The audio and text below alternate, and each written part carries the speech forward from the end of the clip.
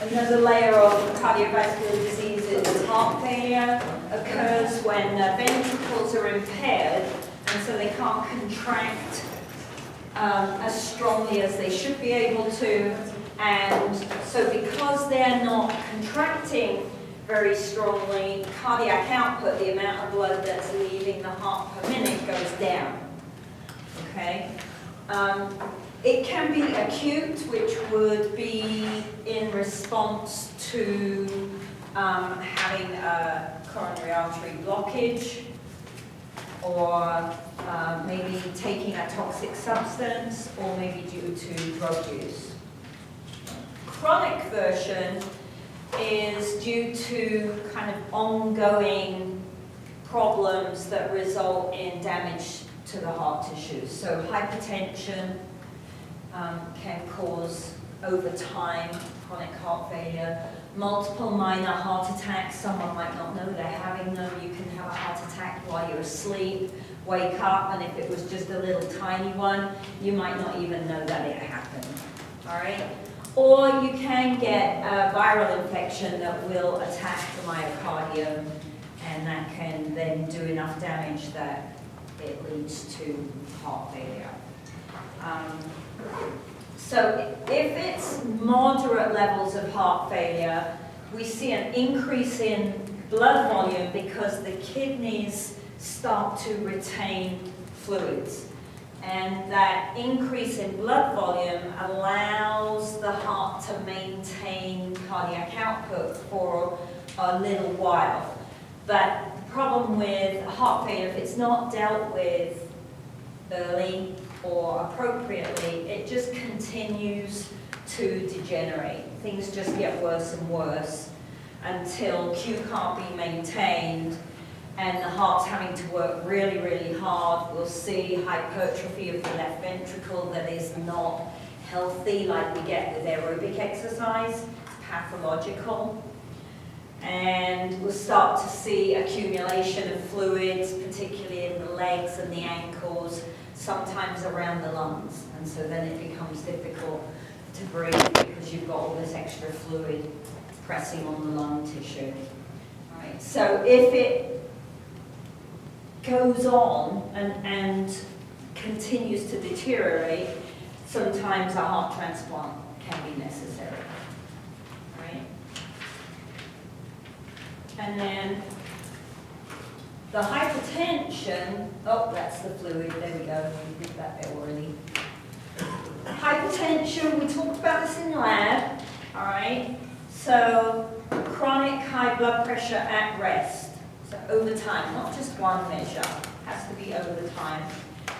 And we're looking at a measure of 140 or greater, over 90 or greater. Only one of them has to be chronically high for you to be diagnosed with high blood pressure. So remember that the high blood pressure means the heart has to work really hard to send blood out of the left ventricle through that aortic valve because the pressure the other side of the valve is so high. So again, we see hypertrophy of the left ventricle. If the heart's having to work that hard, then it increases the demand for oxygen and glucose. And so then if there's any kind of damage to the coronary arteries, we've got a problem. High blood pressure itself can damage the arteries because the pressure can cause that little bit of damage to the inside of the artery wall, and then we get a plaque formation. And then we've got atherosclerosis, and then we've got problems, all right? So high blood pressure really increases your risk for developing these atherosclerosis, these plaque formations, peripheral vascular disease, so you start to get problems with cold fingers, cold feet, kidney failure, and it's much more common in people who are overweight and obese. So when we look at the numbers, so and the numbers are getting worse. In 2003, about 65 million Americans were estimated to be hypertensive. Now we're up to about 76 million. That's a lot of people. About 65% of the women who are hypertensive are overweight or obese, and about 75% of the men who are hypertensive are overweight or obese. So there's a very strong link with this additional weight. There's also a link to which population you're in.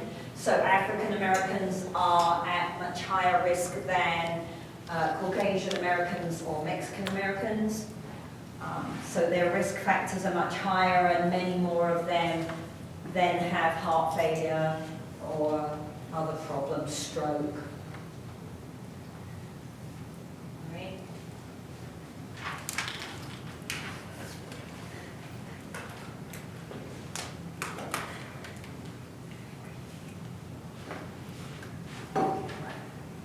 Okay, so remember that our healthy blood pressure, we're looking for less than 120 over less than 80.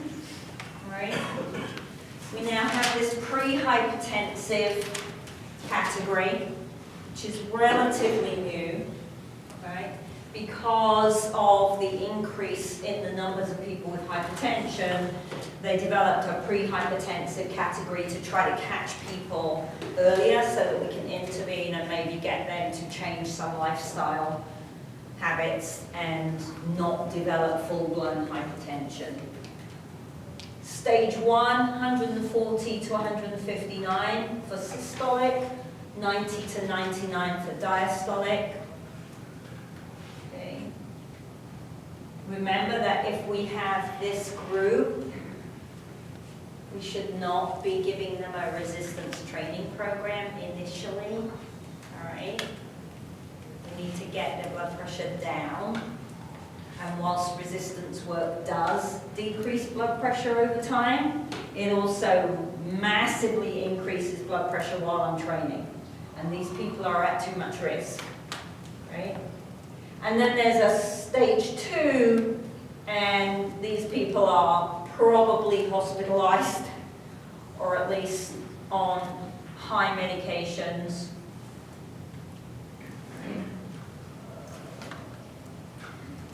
So it's very prevalent. It's at least 1 in 3 adult Americans are hypertensive, right?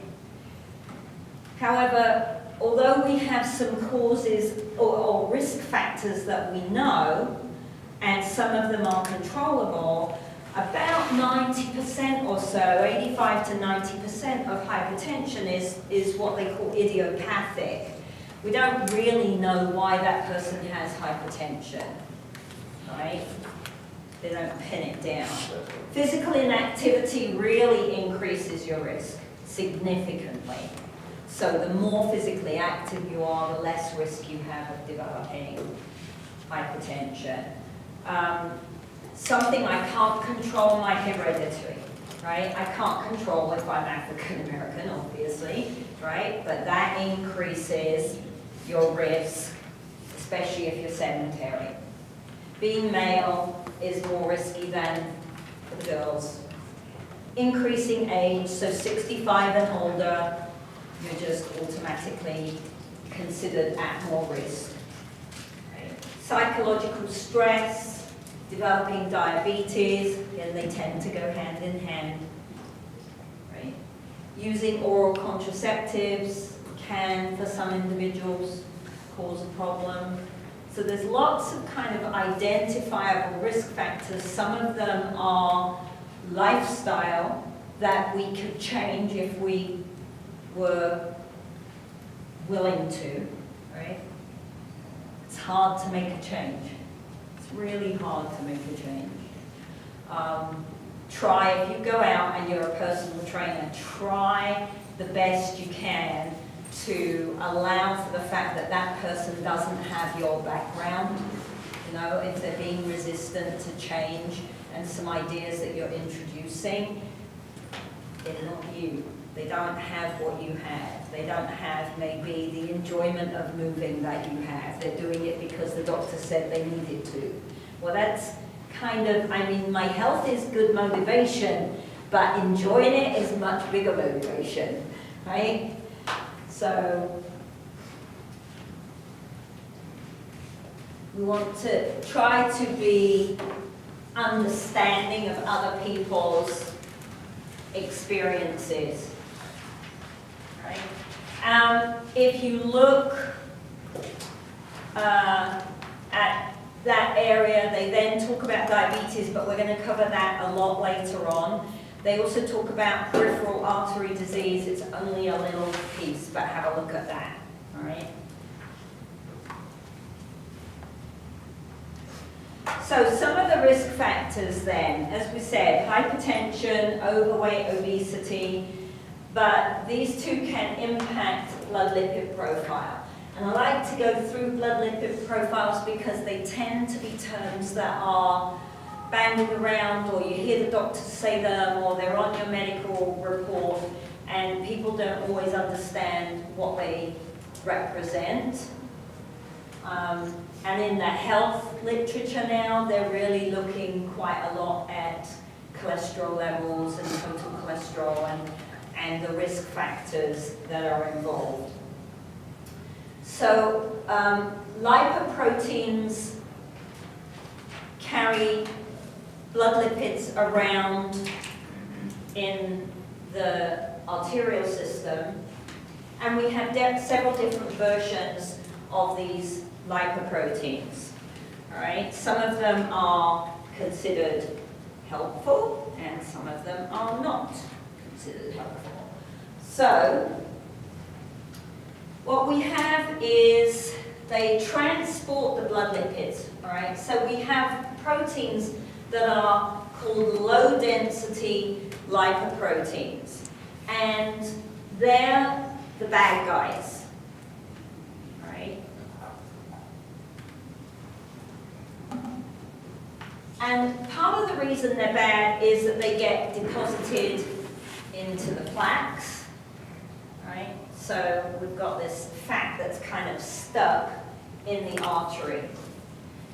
The good version of lipoproteins are the high-density lipoproteins, HDLs. So the LDLs are the bad guys, the HDLs are the good guys. There's another category called very low-density lipoproteins. They're really bad, but you don't tend to hear about those in the regular health literature. It's generally the LDLs, HDLs, total cholesterol, okay? So what we want to pay attention to here is that if I have high LDLs plus low HDLs, that equals extreme risk, right, for a heart attack.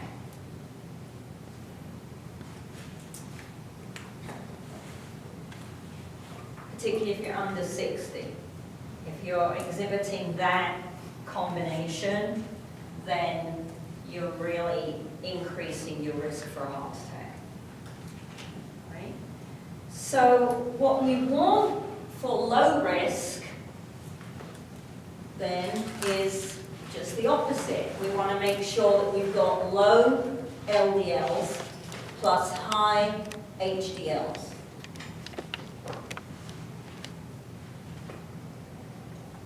And that puts me at low risk. And quite often that information will come up on a blood panel. Dr. Barlow, when he runs blood panels for his participants, quite often will get this information, as well as fasting glucose and other things that lead to a link to diabetes. All right, and so we have total cholesterol, right? And nowadays, this is this is a good indicator, but now they're also looking at the ratio of total cholesterol to HDL, right? And it seems like that's the most accurate index for risk of coronary artery disease. So if that ratio, total cholesterol to HDL, is higher than 5.0, that means you're at an increased risk for coronary artery disease. If it's less than 3.0, means you're at very low risk.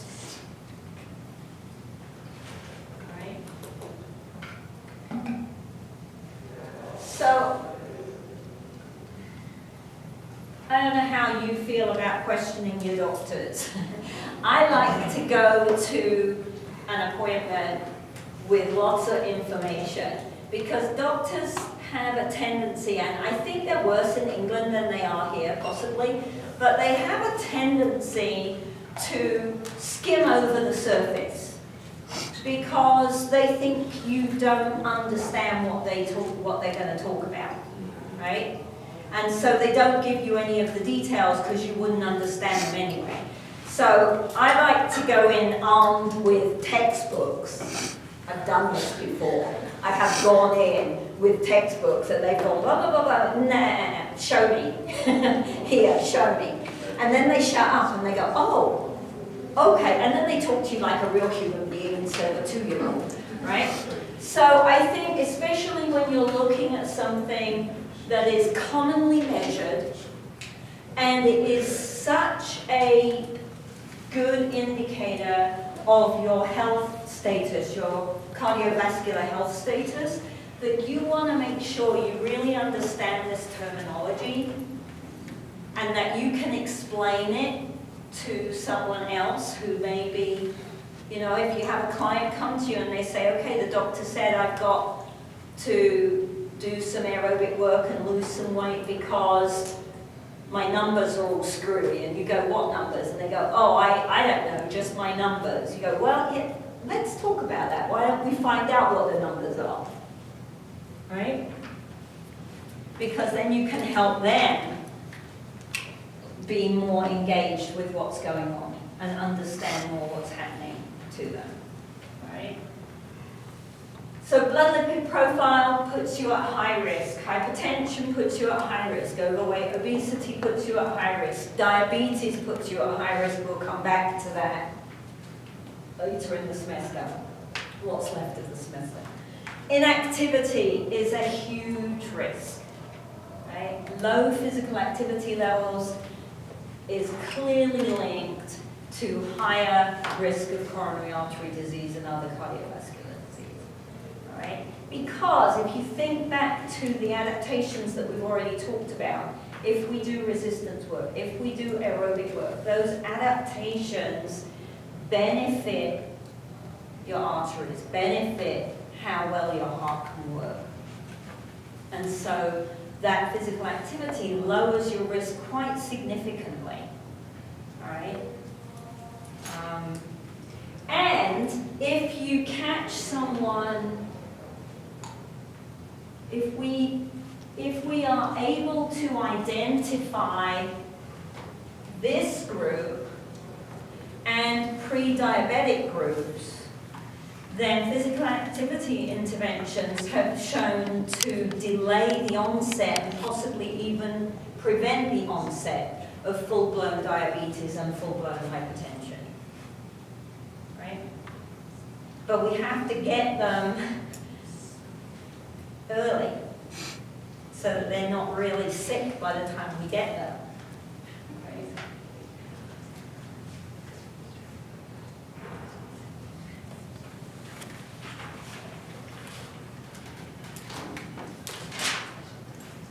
So,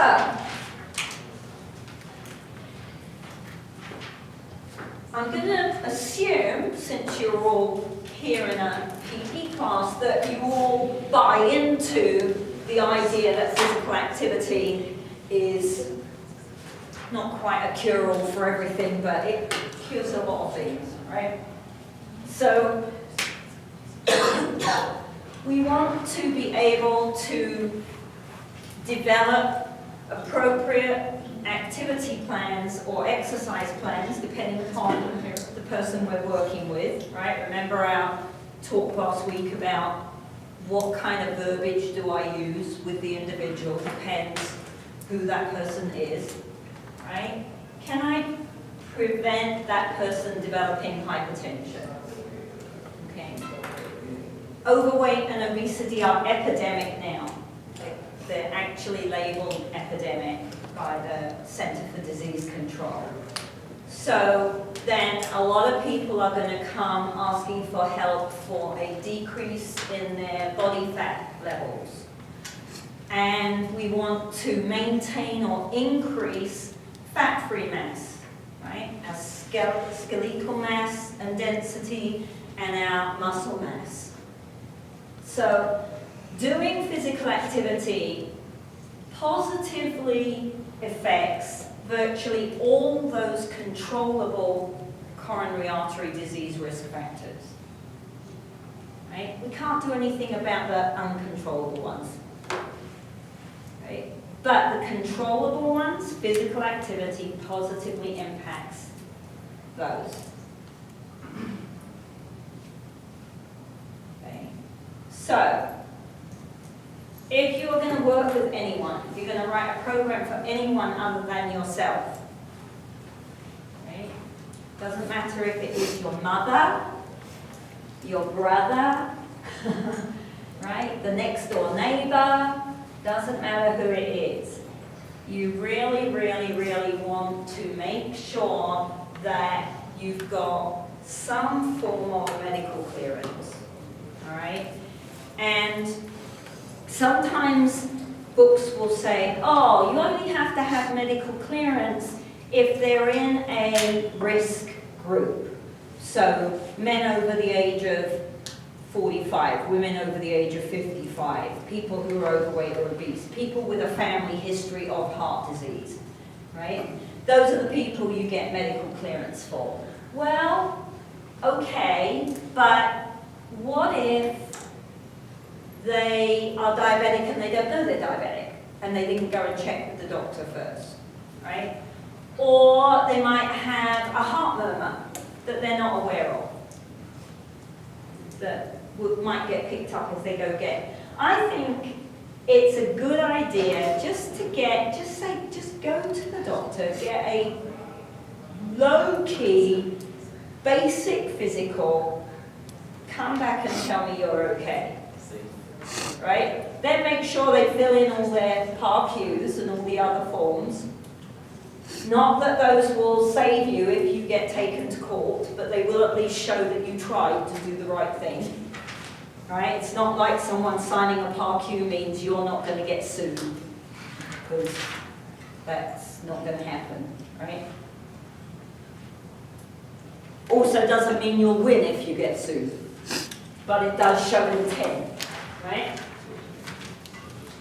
So we want to have an initial health status. We want some kind of okay that they're healthy enough to undertake physical activity. Right? Remember that we want to pre-assess. So, do I use a non-exercise VO2 max? Do I use a walk test? Do I use a run test? Right? I need to know how fit the person is so that I know what kind of program to give them. Right? If they come to me and they say, oh, I need to lose X amount, 100 pounds of fat mass, and you go, oh, I know, fat max zone. They've got to work at 69 to 79% of their heart rate max. Here, you have to work this hard, and they can barely walk across the room without getting out of breath. Then you lost that person already, right? They're going to look at you like you're barking mad, and they're going to go and pay someone else to train them. Right? So you've got to take all the pieces of the puzzle and put it together, right? If you are lucky enough to have an athlete come to you, things become a lot easier, right? Because they're already in shape, they've got some idea of what it is they want to achieve, they know what they've got to do to achieve it. Your goal is to motivate them to stick to the program to reach what they want, right? So, slightly different. If you have someone come to you and the doctor went, oh yeah, I think you're fine, go and exercise, and they come and they're working out with you and you're seeing some weird stuff, send them back to the doctor, right? Because as I mentioned last week, people can have blockages that don't get picked up anywhere until you start to stress their heart. And they never stress their heart because they're sedentary, which is why they came to you. And you stress them and you're the one that sees the chest pain. Right? So you want to be really thoughtful about this. There's a lot to take into account. Right? You probably will not have someone come to you who's had an ECG. We already looked quickly at an ECG. Remember that ST segment, if that's depressed, that means that the muscles aren't getting enough oxygen, probably means there's some damage to the muscle tissue. If they're not getting enough oxygen and there's damage, that would indicate a blockage that may or may not have been picked up, right? So ECGs are useful, but they're a bit extreme. Probably if you just go to the doctor and ask for a physical, they're not going to run an ECG. Right? They're not 100% accurate. They miss a good third, so about a third of the people that have ECGs then develop cardiovascular coronary artery disease, and it wasn't picked up on the ECG, so they're not fail-proof. Remember that QRS complex represents ventricle contraction. So in an athlete who has hypertrophy of the left ventricle because they've been training, the QRS complex gets taller because the contraction is stronger. Well, now if we look at a pathological hypertrophy, because they've got high blood pressure, same thing, right? So an exaggerated QRS spike in someone who doesn't say they exercise a lot would be indicative of heart problems or high blood pressure or a combination thereof, right?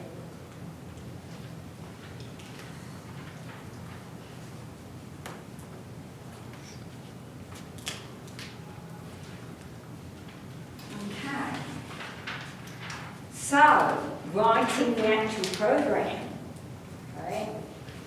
The fun bit.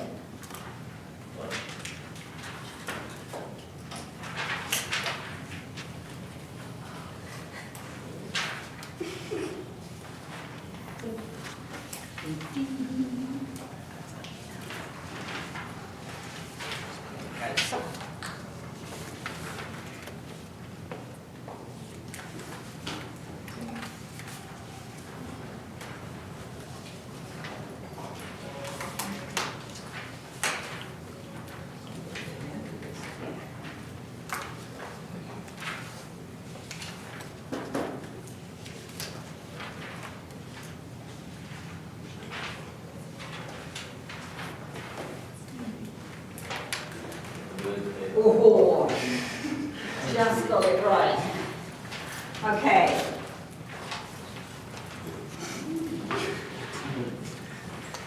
All right, so this is my plan. There's a lot of verbiage in the chapter, but as we go through the verbiage, I want to create a matrix that's simple for you to use. So we would have the range here. So for frequency, for example, for cardiovascular, the recommendation is 3 to 5 days. So we'll have a range of intensity, a range of frequency, ideas for what you would do for that is easy for you guys because you've got so much experience, but because then you've got something that you can take with you that is workable, all right? The assignment that is linked to this is to pick an individual, so I've given you some choices, and then you are going to create 1 week's training program using your matrix for that person, right? Because it's really important that you understand how to use intensity, how often should they work. You've got to think about the reality of it, because if it says 3 to 5 days cardiorespiratory and 2 days resistance, and you give them Monday, Tuesday, Wednesday, Thursday, Friday, Saturday, Sunday, there's my 7 days, we didn't build in a rest day, right? So you have to be able to take the information and tweak it and twist it, and it's like having a bit of Play-Doh, and right? Got to come up with a plan that works for the person you're working with, and that follows the recommendations. And the recommendations are pretty much going to fit anyone except a good quality competitive athlete. And then you probably have to push a little bit outside the boundaries, right? But a recreational athlete you can cover on here. A beginner you can cover on here.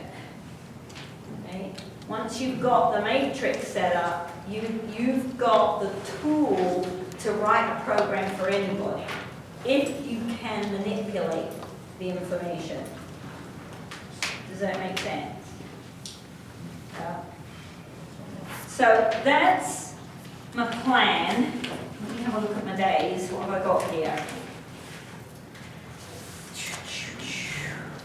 Today's the 8th. Okay. So we'll start the cardiovascular because it's relatively easy. And we will hopefully finish our matrix on Wednesday. And then on Friday, I want to look at optimal training strategies, periodization. I want to talk about overtraining and undertraining and things like that. All right, so that we've got some.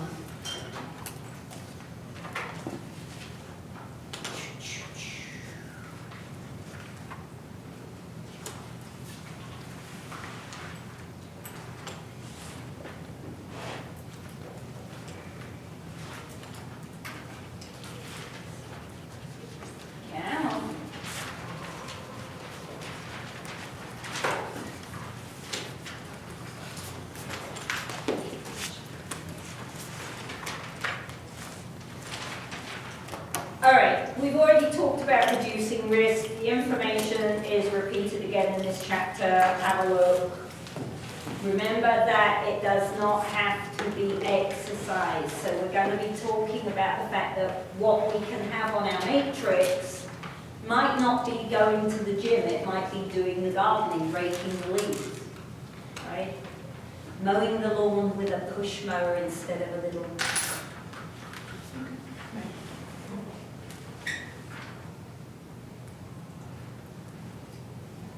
The statistics are scary, very scary. Okay, here we go. And they have this round the wrong way. I don't know why.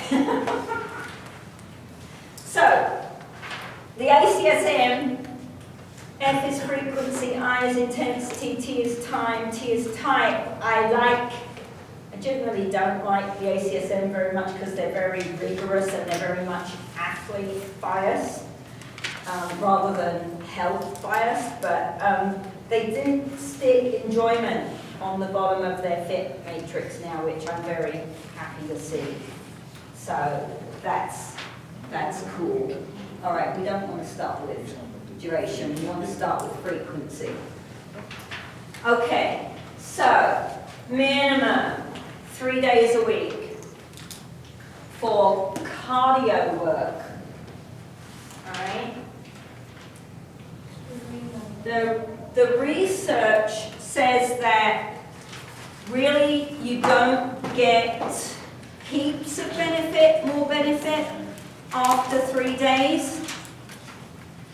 All right?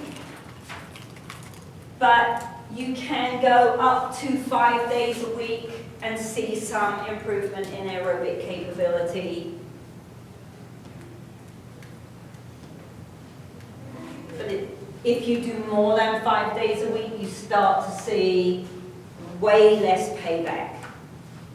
Right? So doing more than 5 days a week is basically not worth your time unless you're a world-class athlete. Okay? So, frequency for cardio, 3 to 5 days. All right? Now,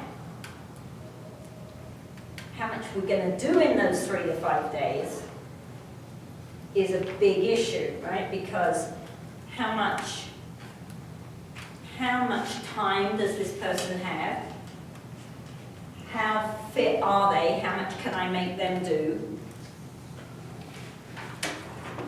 All right?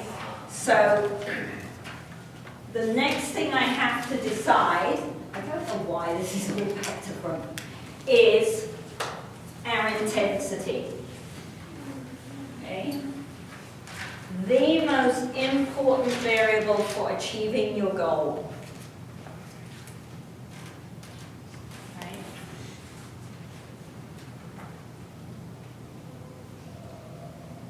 So again, we have a range of percentage heart rate max for the intensity box because we don't know who we're going to be faced with, right?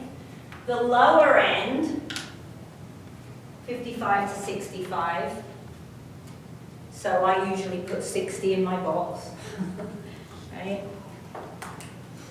I know I can go lower than 60 if the individual requires it. I don't really want to go down to 50, 45 unless I absolutely have to. I mean, I would have to have someone who was severely obese to go all the way down there. Right? So around 60 is the minimum percentage, and we're looking at heart rate, not VO2. Right? Up to 77, 75 to 90. So I usually put 60 to 90 on my chart, because 90 is the top. I know my fat max zone. I know my crossover. All right? So I can play around with these numbers. If I've got a recreational, like me, if I was going to train me and I suddenly decide that I want to beat 45 minutes on my snowshoe race, I'm going to have to work really hard, right? So then I'm going to look at 80% of my heart rate max, because when I work harder than 80% it starts to get a bit uncomfortable and I don't enjoy it very much. And I know at 80, I can get good benefits and good change and improvement, right? I'm not going to put anyone at 90 unless they're in really, really good shape. That's me, right? Elvin might disagree with me. And he's the one with all the qualifications. But he also works with athletes and I don't. So, alright? So, frequency 3 to 5 days. Intensity 60 to 90% of your heart rate max. Time.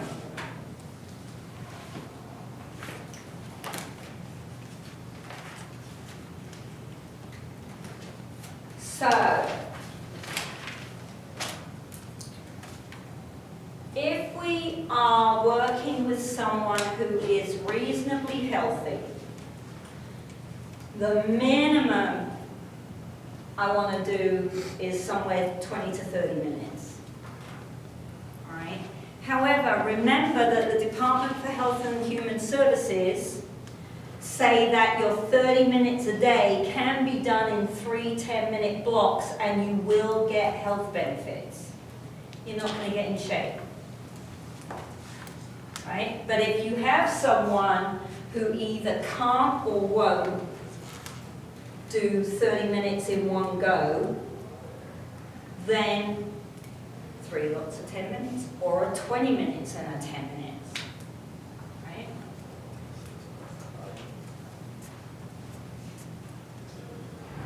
So the minimum, remember our crossover, if I'm looking at losing fat mass, is around 20 minutes. Switch from carbs to fats. So if my goal is to lose weight, I have to work out for a minimum of 25 to 30 minutes without stopping. Ultimately, I might have to get in shape to get to 25 and 30 minutes. Right?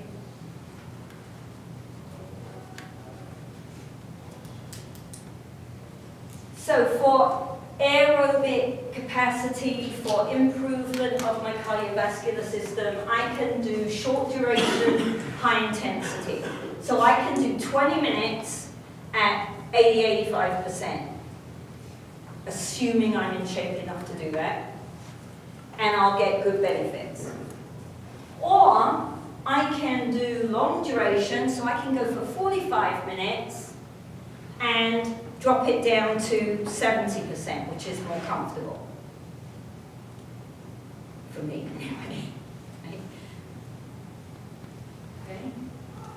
So, for most people, trying to get them to go for longer at something less than high intensity is better because we get into that using fat zone. Right? Also, if you're working with a typical population, not an athletic population, the higher the intensity, the higher the chance that they could have a heart attack while they're training with you, the higher the chance they'll get hurt, and if they get hurt, they might not want to come back, right?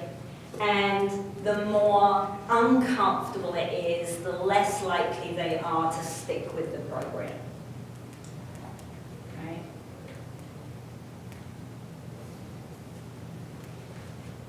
So 20 to 30 minutes is the minimum, 60 minutes is considered the maximum.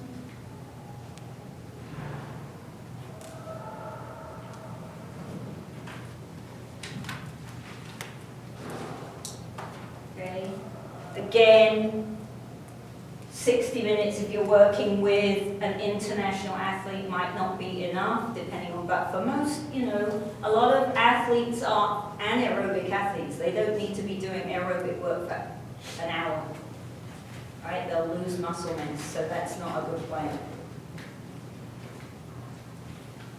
All right, so we've got frequency, 3 to 5 days. Intensity, 60-ish to 90% heart rate max. Time, 20 minutes to 60 minutes.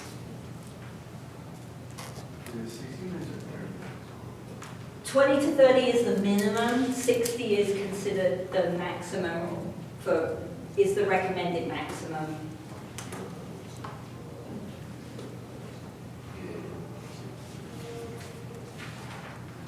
Type.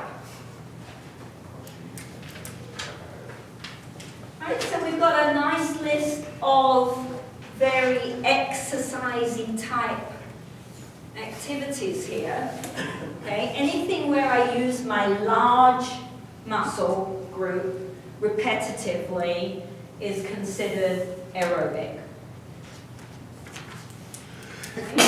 Bless you.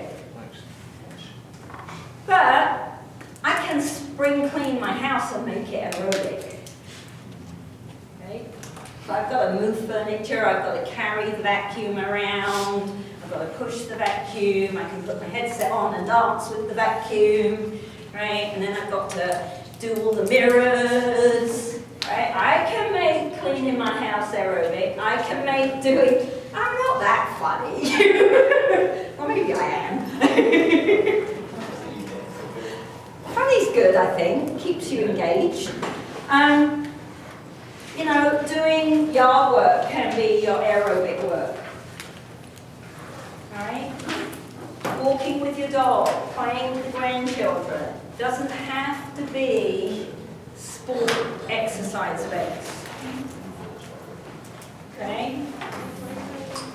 Alright, so Wednesday we will do resistance, flexibility, neuromotor.